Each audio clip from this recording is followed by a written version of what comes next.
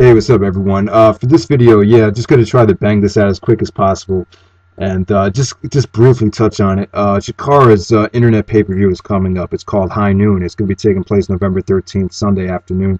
They're gonna be crowning the first ever CHIKARA champion, and not a lot of stuff has been signed yet, but you know this 12 large summit tournament is finally coming to an end.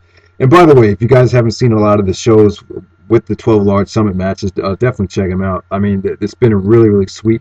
It's been a really good year as far as wrestling goes for CHIKARA. You know, they don't get a lot of appreciation for the actual in-ring stuff, but you know, I don't know, it's kind of been like a down year for storylines in my opinion. I mean, so I just want to let you guys know there's been some really sweet technical and mat oriented wrestling matchups.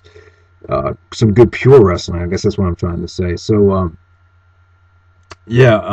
so in the finals, we'll get Mike Quackenbush. I think he has 8 points. He's the leader of Block A, and the leader of Block B is Eddie Kingston, who has 8 points as well. So, Quack versus Kingston, probably CHIKARA's two biggest names going at it, and we'll see what happens. I'm expecting some type of swerve. I think, CHIKARA, in my opinion, I've said in the past, sometimes, the main events don't deliver. But in my opinion, I think they do deliver, like for the really big shows, like Cybernetico, King of Trios, the New York City shows. So, and being that this is the first ever internet pay-per-view, I'm going to guarantee you this is going to be a match of the year candidate. It's definitely going to be worth the money. So, and on top of that, I think you're going to get a really cool storyline thing. I think one guy is going to turn heel, either Kingston or Quack. I mean, you wouldn't think Quack would turn heel, but I think there's a way they could do it. I think Quack could definitely play like that Bryan Danielson cocky heel from like 2006. I don't know if Quack has ever been a heel. I'm not even sure, but I don't know. To my knowledge, this is the first time Quack and Kingston are going to go at it, so I definitely would not miss it. And the rest of the card is coming. Should be announced as well. Hopefully the Young Bucks versus F.I.S.T is announced for that show. I think that would be an awesome tag match if it is. But it's not a guarantee yet. So, yeah, definitely check out the internet pay-per-view at Go Fight Live. Same thing, same company that Ring of Honor, that distributes the Ring of Honor internet pay-per-view. So that's Go Fight Live.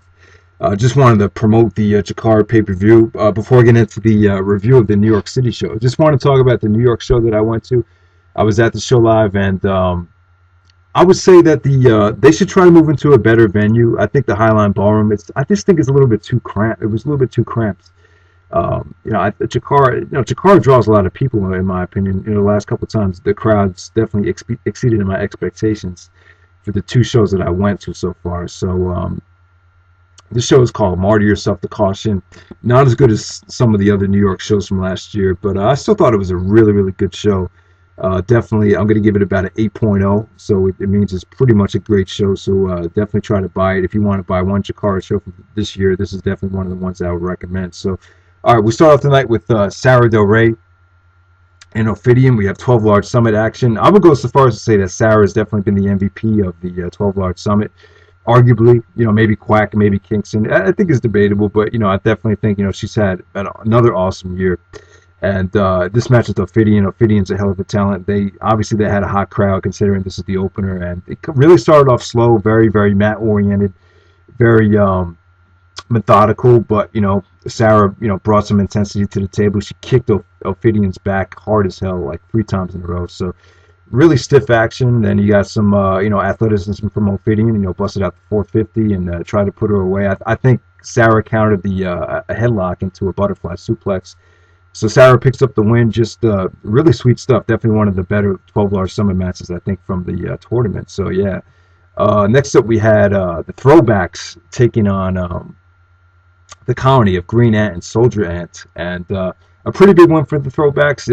They actually won the match, and they're going to get their, at least since I've been watching CHIKARA, I think this is the first time they're going to get a tag team championship match.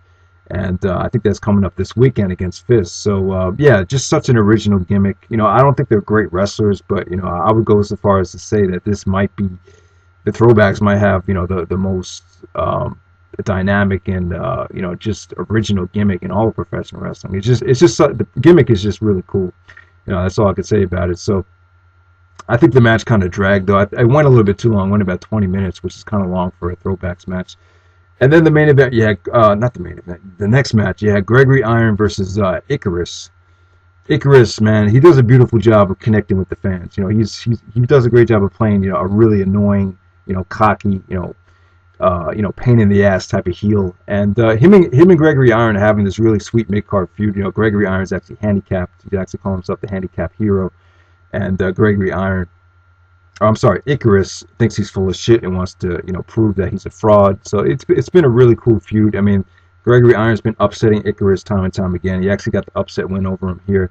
And they're actually, building to a match at the Internet pay-per-view. So, that'd be cool to check out. So, next match, we have the Young Bucks versus Tim Donst and Tursas of the BDK.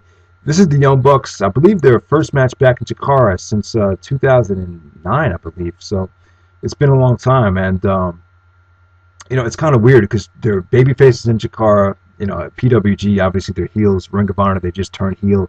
TNA, you're used to seeing them as baby faces all the time. So it was kind of weird to see. It's kind of weird because every single match they're playing, you got to kind of, remember whether they're playing a heel or whether they're playing a baby face. So this was good. Live, this came off a lot better. When I saw this live, I was like, wow, man, the Young Bucks, they just don't disappoint. This is just another really awesome showing from them. But, watching on DVD, the crowd really wasn't there as much as I thought they were. And I don't know. I'm not really high on Donst. I think Donst is kind of overrated, even though I will agree he's pretty awesome on the mic. And Tursas, good. He's a good big man. And I think that was the story of the match. Definitely the highlight of the match, just to see how the Young Bucks could kind of counter Tursas and how they could find ways to overcome his power and strength. And it just made for a nice story and a pretty entertaining match. Just not the typical, awesome vintage Young Bucks heat that their matches in PWG get. So after intermission, you had Marshee Rocket of the Soul Touchers taking on Aries. This is definitely the weakest match of the show, and in my opinion, this is definitely just a segue to set up the next match. But it's kind of a case where if you don't watch every single CHIKARA show, you might get lost, like I was, because I wasn't aware that the Soul Touchers were taken out by Aries in the BDK, and that they're not coming back, which what Marshee Rocket made it sound like in his promo. So I don't think you need to buy every CHIKARA show, but I definitely do think it helps. And this was an occasion where it definitely, if you keep up with everything, that it definitely pays off for stuff like that. So next up, Ultramantis Black came out, gave the power driver to Aries. They're setting up this huge BDK, I guess kind of like a BDK blow-off match at the pay-per-view between Ultramantis Black and Aries. So so that led to the match between the Spectral Envoy with Ultramantis, Hollow Wicked Frightmare, and the returning Crossbones. I haven't seen Crossbones in a really long time. It's a really big dude. And then it took on the Dark Army of Simbodi, the Batiri, and Cobalt.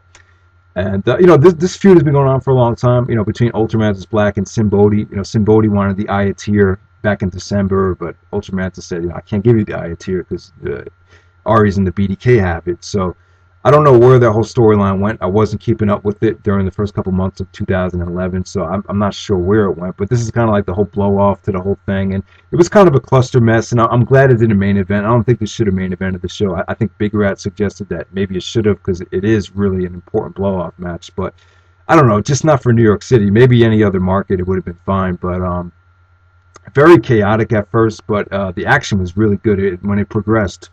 The Batiri of Obarian and Kadama. Cheesy gimmicks, but they could definitely go, man. They pulled out a lot of sweet stuff. The crowd was chanting, "This is awesome." Hollow Wicked looked great. Frightmare pulled off some innovative stuff, and just really, really fun action. Definitely it turned out a lot better than I expected because I didn't think it was on its way to being that good. So next up, we got Mike Quackenbush and Jigsaw taking on Chuck Taylor and Johnny Gargano of F.I.S.T. Really looking forward to this match. This is why I went to the show. I thought this match was going to be 4.5 stars.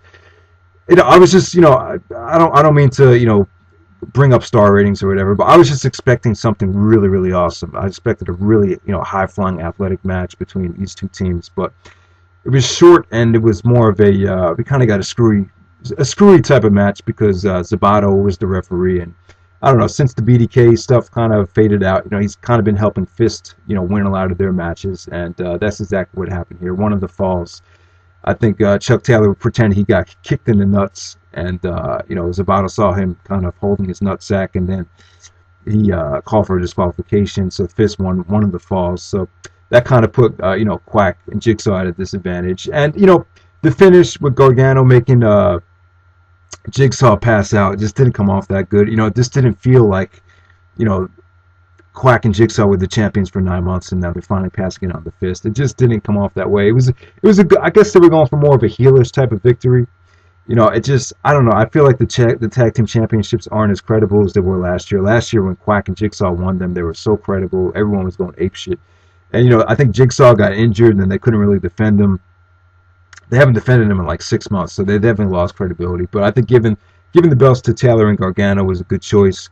And I think both guys definitely deserve a great title reign. I think they deserve a chance to prove that they're definitely could be, if they were in Ring of Honor, they'd be just as good as any tag team in Ring of Honor. So fast-paced action, non-stop stuff, but didn't go too long. Only went 10 to 12 minutes, and it definitely kind of left you wanting some more because I think these two teams could have put on such a really awesome match if they got more time to get comfortable with each other. But the funny thing about this match is Quack. I was actually sitting on the stage, and then Quack looked at the stage and he was like, "Wow, this is so weird. I'm not used to being on you guys' level." All right, so in the main event we have Fire Ant versus Eddie Kingston in 12 Large Summit action. And I was kind of surprised that this was the main event. I know they're in Eddie Kingston's hometown, and I thought this was a great match. Live, this came off a lot better. Fire Ant looked great. There was a lot of near falls. Went about 20 minutes, which I think Big Rat said it might have been a little bit too much time in his review. He said that for an Eddie Kingston match.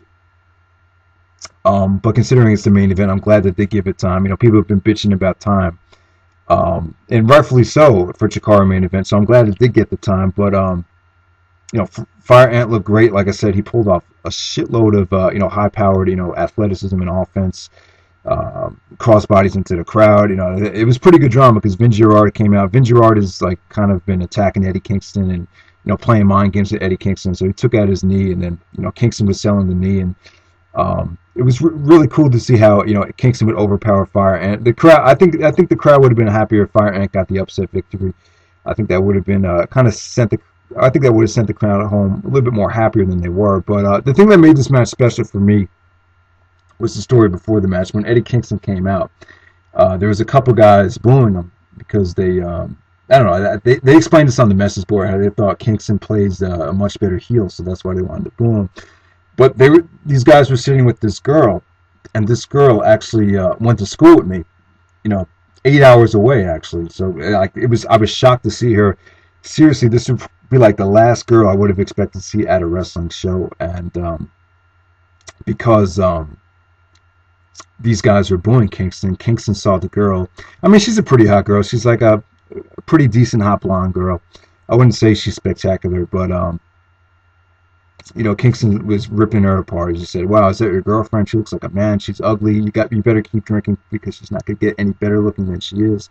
So it was really cool to see Kingston really rip into her, and which is special for me because she was in one of my television classes. So I worked with her a couple times. I never really had a problem with her. She said some things that really turned me off, but I had a couple friends and my brother who had some really nasty things to say about her. They think she was kind of like a bitch. They thought I think my brother talked about how he actually went to Oxford with her, the Oxford program, and she was about to meet him at the bar one night, and when he got there, she was already with another guy. So that's kind of fucked up. And just another kid that really hated a lot of the things that she said. She just came off like very materialistic to a lot of people. I think I never really had a problem with her. I always thought she was pretty cool, but you never knew what you're gonna get with her. So for Kingston to kind of rip into her, I thought it was pretty cool, considering I didn't know the girl, and I really not in a million years would I expect this girl to be at a wrestling show. So yeah, she seemed like she was having a good time. So yeah, everyone had a good time. This is definitely a fun show. I wouldn't say it was great. Definitely, sometimes when shows come out on DVD, I say it was pretty much just as good as it was live. But I think this is definitely a rare case for me where the DVD definitely did not do the live experience justice. So CHIKARA is really fun live. There's really nothing like it. I really think it comes off so much better live. That's just my opinion. So if you haven't seen the show, definitely check it out. It's called Marty Yourself to Caution. The Young Lions Cup to me was disappointing. I'm not sure how much time I have. Probably really running out of time, but wow. I mean, the Young Lions Cup was definitely hurt by Hurricane Irene. They kind of had to rush everything in one night, and the dude from Tadasuke from Osaka Pro won. So that's cool. I mean, maybe they'll do some more stuff with the Osaka Pro guys. I think maybe Archibald Peck should have won or someone like that. I don't know. In the future, they just need to make the Young Lions Cup seem more important. The show just was very boring, very long. It just, I don't know. It just didn't come off that good. It's definitely, one of Chikara's annual events, but I'm not going to say that it's one of Chikara's, biggest shows of the year. It just doesn't come off like a big show. So that was disappointing. But definitely check out, Marty Yourself the Caution from Manhattan. That's a great DVD. I would recommend. And the Internet pay-per-view is coming up November 13th. So definitely check it out.